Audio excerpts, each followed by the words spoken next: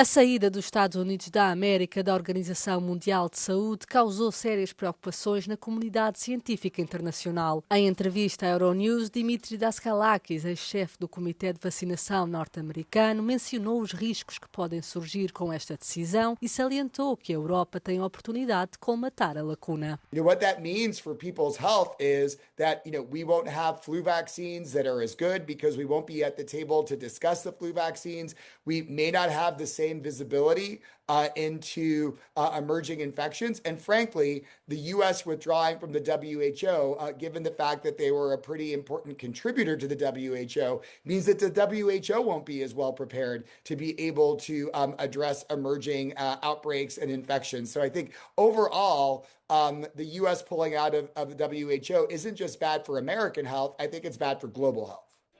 Dimitri Daskalakis destaca que as políticas de saúde de Robert Kennedy estão a causar confusão na Europa.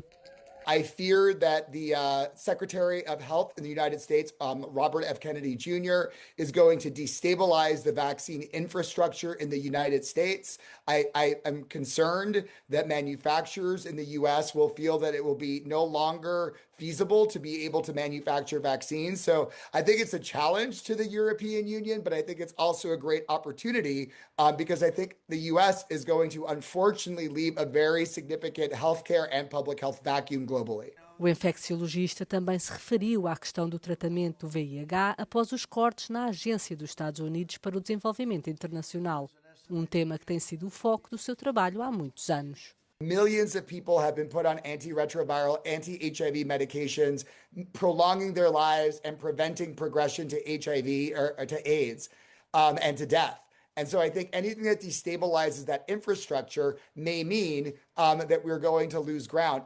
Also, I think some of the efforts of the current administration to erase some of the priority populations that are served by PEPFAR will also be problematic. So, drug users, LGBTQ people are all part of the story for HIV. And so any effort to create social stigma around those issues will end up driving people away from prevention and care. The HIV infrastructure that supports everyone's health is also critical for public health security.